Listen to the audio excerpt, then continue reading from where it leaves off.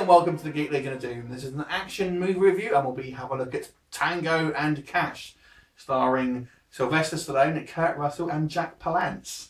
So Chris here will give us a quick plot summary. Yeah, Tango and Cash was basically, again, it was another buddy cop movie. It's, I think it was released late 80s, 89. Yeah. Basically it revolves around Sylvester Stallone, which is, I think he's Tango, and Kurt Russell's Cash. They're both LA cops, and they're kind of rivals. But they're on a different department. Yeah. But they're kind of rival cops, basically. With different good styles. Yeah. One, again, Stallone's more of a... straight arrow. Yeah, he's kind of like a sophisticated kind of cop, where Kurt Russell's just like the bumbling kind of maverick, yeah.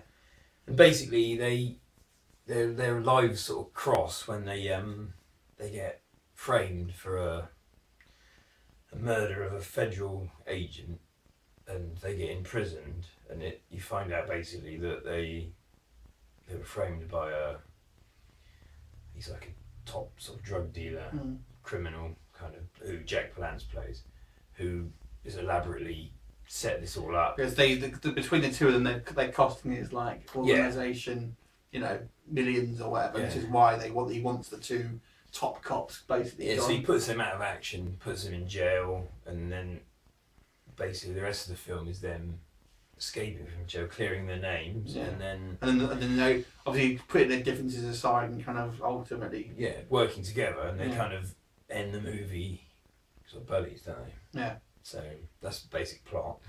So I have to say, this film I think is maybe a little bit of a lost gem.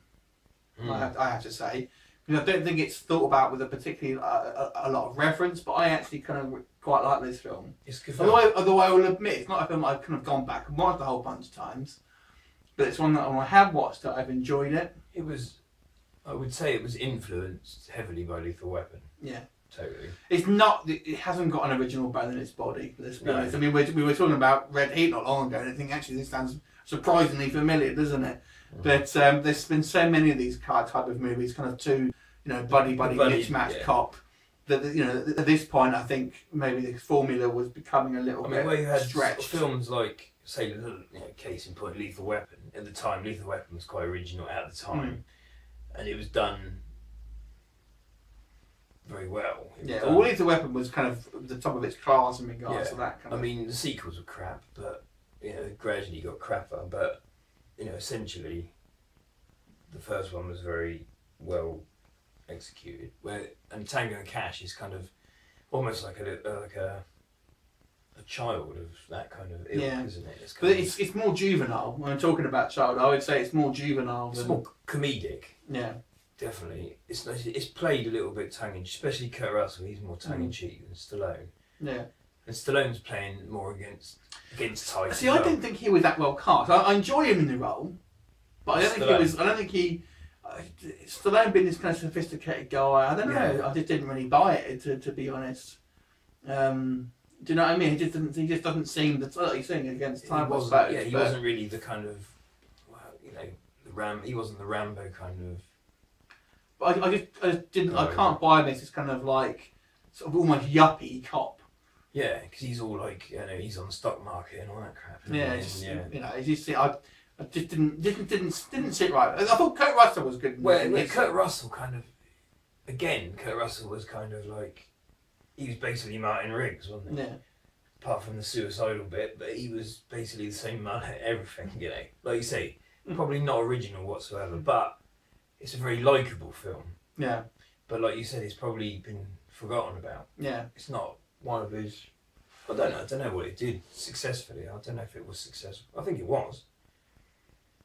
But it never spawned a sequel or anything like that. No. Which potentially it could have done back in those days. Because they were churning out sequels anyway, weren't they? On those which probably means it may have done okay. I mean, I'll have to have a look at it afterwards, but it probably didn't do enough money to warrant a sequel. No. Otherwise they would have done one ultimately. I think there was quite good chemistry between the two. Yeah, I mean, it was a fun movie, but it wasn't original. I think maybe it was a little bit too juvenile for its own good, and Jack Palance I quite like Jack Palance in it as well. As the kind of bad guy, I thought he was quite. You had some other good ones like Brian James. He was in it, wasn't he? It was like Terry Hatcher was in it as well, wasn't she? So it's a good but forgettable kind of slice of, sort of late 80s, early 90s kind of like action sort of cinema that we're all obviously fans of here. But it isn't one of those ones where I don't think I probably wouldn't. I'll pop on Tango and Cash. You know what I mean? So what would you give it out of 10? Tango and Cash, I'd give it. Tango Cash. I'd give it a 7 at least. 7? Oh, yeah. Okay, fair enough. I'll give it a 6, so we'll call it a 6.5. Yeah. All right. So what are your thoughts on it? Leave us a comment, and we'll look forward to seeing you next time. Bye for now.